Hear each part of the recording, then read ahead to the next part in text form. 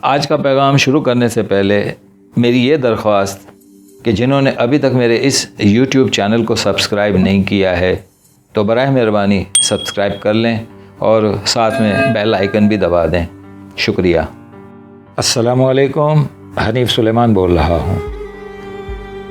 آپ سب کیسے ہیں؟ امید ہے کہ سب ٹھیک ہوں گے. میرا آج کا پیغام بھی کراچی سے متعلق ہے اور اس کراچی کو اس نہج پر پہنچانے میں ہمارے سابقہ حکمرانوں کا جو کردار ہے وہ میرے اس پیغام میں نے آپ تمام لوگوں کے سامنے رکھنا ہے. آج کے پیغام کی ابتدا کرتا ہوں کہ دنیا میں ایک سے بڑھ کر ایک حیرت انگیز لمحات کا جنم ہو رہا ہے.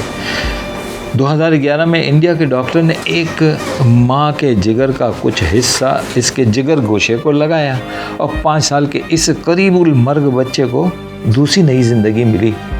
وہ کارنامہ بھی طب کے شعبے میں انسانی عقل اور تحقیق اور ریسرچ کا انتہائی حیرت انگیز لمحہ تھا. دنیا بہت ترقی کر گئی ہے. یورپ اور امریکہ میں عوام حکمران اپنے پروردگار کی بخشی ہوئی نعمتوں پر تحقیق کر کے اپنی زندگی کو جدید، تیز اور آرام دہ بنا رہے ہیں، اور ہم پاکستانی انسانیت تو بہت دور کی بات ہے. ہم نے ظلم، بے حسی اور جہالت میں جانوروں کو بھی پیچھے چھوڑ دیا ہے.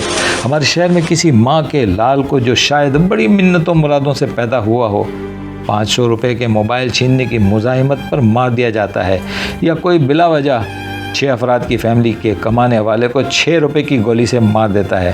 مسلمان ملک میں رہنے والے مسلمان کہلانے والے 8 سال کی بچی کو اغوا کرتے ہیں. کئی آدمی مل کر ساری رات اس کا ریپ کرتے ہیں اور پھر اسے ننھی شہزادی کی لاش کسی جھاڑیوں میں پڑی ملتی ہے. میرے خیال میں انسانی اور پاکستانی تاریخ کا سب سے کربناک لمحہ وہ تھا کہ جب 2012 میں کراچی کی ایک کپڑے کی فیکٹری میں آگ لگی یا لگائی گئی. لوگ مرتے رہے اور سندھ حکومت کے حکمران آرام سے اپنے ٹھنڈے کمروں میں سوتے رہے، اور جب صبح مرنے والوں کی تعداد 260 سے اوپر چلی گئی تو وزیر اعلیٰ سندھ نے نوٹس لے لیا. کچھ عرصے پہلے کراچی کی صورتحال کچھ ایسی تھی کہ کراچی پر قبضے کی جنگ تھی. مختلف دہشت گرد گروپ سرگرم عمل تھے. ان میں سیاسی بھی تھے اور مذہبی گروپ بھی تھے، اور سب نے اپنے اپنے علاقے بانٹ رکھے تھے. کہیں لیاری گینگ وار کے جرائم پیشہ عناصر تھے تو کہیں سیاسی جماعتوں کے گروپ تھے. کچھ علاقوں پر طالبان بھی قابض تھے. لاوارث کراچی میں لوٹ مار، ڈاکہ زنی، بھتہ خوری، اغوا برائے تاوان، پیشہ ورانہ قاتلوں کے گروپ، زمینوں پر قبضہ، ڈرگ سپلائی باقاعدہ صنعت کا درجہ اختیار کر چکی تھی. عصمت فروشی کا کاروبار بھی دن دگنی رات چگنی ترقی کر رہا تھا. کراچی کے موجودہ حالات کی بہت ساری وجوہات ہیں. بے تحاشا ناجائز اسلحہ جو افغانستان یا باڑے سے ہوتا ہوا تقریباً 15 چیک پوسٹوں کو کراس کرتا ہوا کراچی پہنچتا ہے، اور یہ سب کچھ پولیس کی سرپرستی میں ہوتا ہے. پولیس کا محکمہ گل سڑ چکا ہے. جیسی خراب کھانے میں بدبو ہوتی ہے اسی طرح یہ محکمہ بھی تعفن زدہ ہو گیا ہے. پولیس میں سیاسی دباؤ میں بھرتی بھی ایک وجہ ہے. رشوت، اقربا پروری، بے گناہوں کو گرفتار کرنا اور پھر پیسے لے کر چھوڑنا، یہ ایک عام سی بات ہے. کراچی پولیس میں جرائم پیشہ عناصر کی بھرمار ہے. اسی وجہ سے کاریں، موٹر سائیکل چھیننا، گھروں میں ڈاکے ڈالنا، رات کو لوگوں کو اٹھا کر لے جانا اور پھر اپنی ذاتی اڈوں پر رکھ کر رشوت کی بارگیننگ کرنا، بازاروں میں ٹھیلے والوں سے بھتہ لینا، ناکے لگا کر لوٹ مار کرنا کراچی پولیس کے بہت مکروہ کام ہیں. بلکہ اب تو کراچی پولیس باقاعدہ اغوا برائے تاوان میں بھی ملوث ہے. بس پولیس کو پیسہ دیتے رہو اور جو دل چاہے کرتے رہو. جعلی پولیس مقابلے میں انسانوں کو مارنا عام سی بات ہے. اب ذرا میڈیا کی وجہ سے کچھ دباؤ میں ہیں پولیس، ورنہ تو تفریحی مقامات پر جوڑوں سے نکاح نامے طلب کرنے کے بہانے لوٹ مار عام بات تھی. تھانے میں FIR لکھوانی ہو یا کوئی اور کام ہو، رشوت کا بازار گرم کرنا پڑتا ہے. اور جیلوں میں قیدیوں سے ملنا ہو یا کوئی سامان کسی قیدی کو دینا ہو، رشوت دیے بغیر نہیں کچھ ہوتا. پولیس سے متعلق مجھے ایک واقعہ کسی نے سنایا تھا کہ وہ صاحب 2004 में हैदराबाद से कराची आ रहे थे। नूरी आबाद से ज़रा आगे सवारियों के भेस में डाकू बस में चढ़े और खूब लूट मार की। पैसे, मोबाइल फ़ोन, औरतों के ज़ेवरात तक ले गए और बस रुकवा कर उतर गए। बस वहीं खड़ी रही। कोई 10 मिनट के बाद फिर वही डाकू बस में चढ़े और सबको इनकी चीज़ें वापस करने लगे। एक साहब ने इनसे पूछा कि कैसे हुआ, आप ये चीज़ें क्यों वापस कर रहे हैं?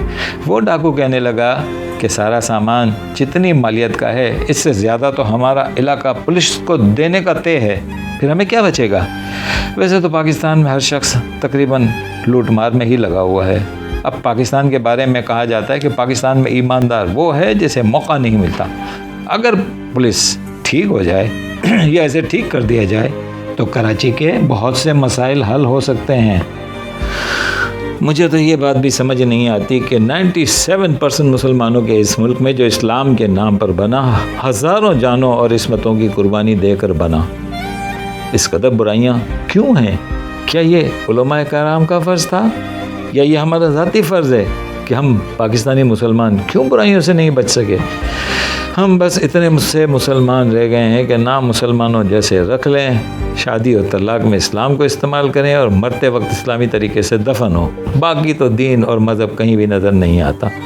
मुल्क की आबादी का 25% से ज़्यादा नमाजी हैं, या जुमे वाले दिन इसकी तादाद 80% से ज़्यादा है, मगर ये नमाज नहीं है, सिर्फ टाइम पास हैं, आदत है या एक्सरसाइज है। वगरना अगर ये नमाज होती तो नमाज तो बुराइयों से रोकती है।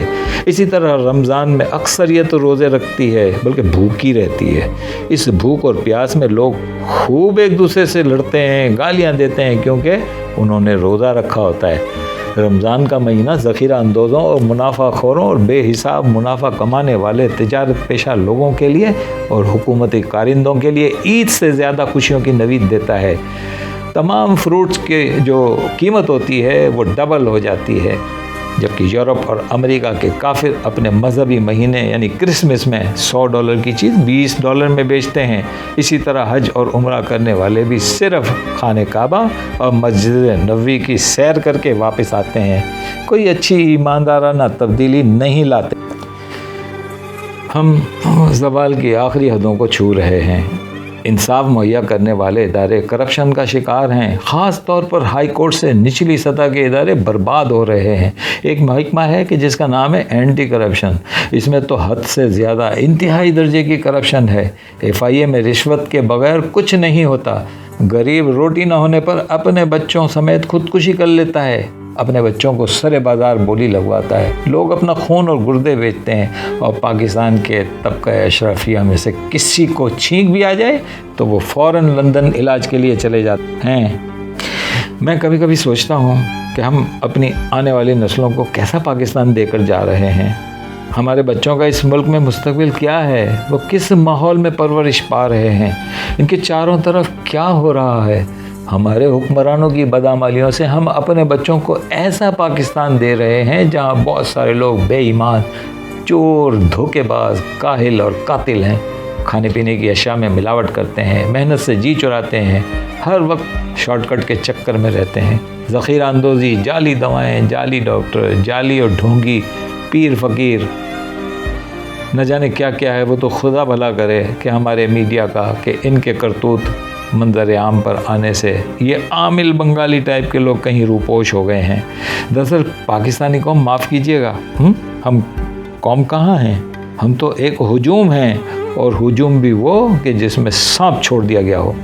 हम लूट मार करने वाले लुटेरों पर मुश्तमिल ऐसा ग्रोह बन गए हैं कि जिसमें हर आदमी का हाथ दूसरे की जेब पर या उसकी शेरक पर है। मगर इतनी बुरी सूरत हाल के बावजूद मैं अल्लाह ताला से पुरुम्मीद हूँ।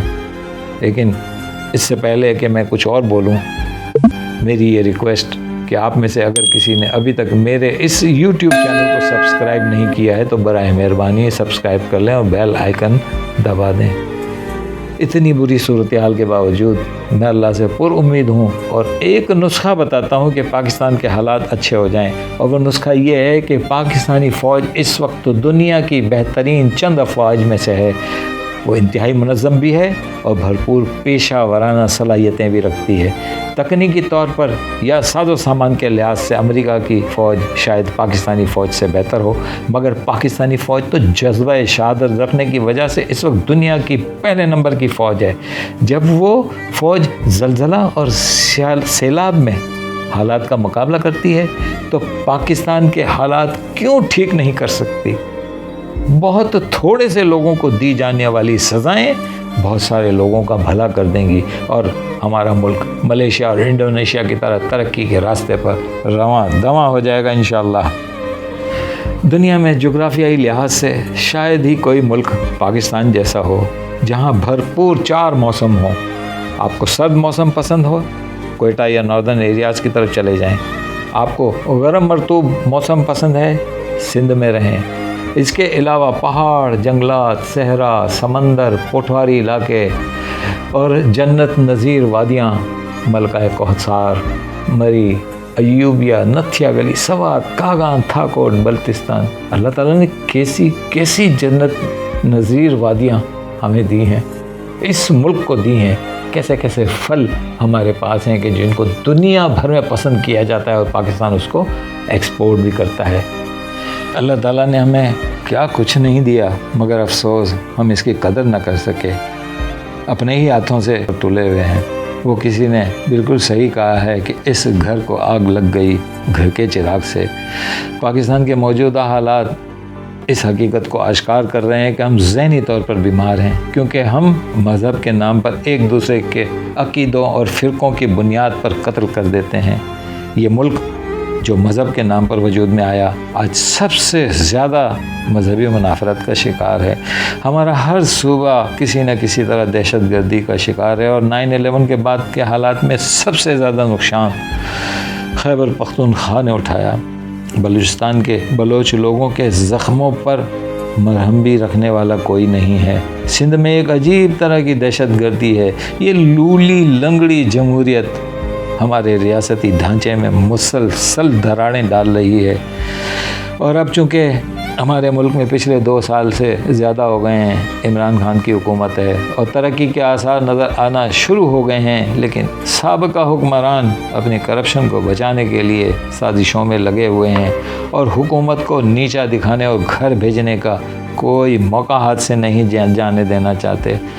لیکن میں پر امید ہوں اللہ رب العزت سے کہ اب ہمارا ملک حکومت اور فوج کے آپس کے تعاون کی وجہ سے ترقی کی راہ پر یقیناً گامزن ہو جائے گا۔ اپنے پیغام کا اختتام کرتا ہوں اور امید کرتا ہوں کہ آپ کو یہ پیغام پسند آیا ہوگا۔ آنے والے پیغام تک کے لیے خدا حافظ۔ السلام علیکم ورحمۃ اللہ وبرکاتہ۔ اس کو تباہ کرنے پر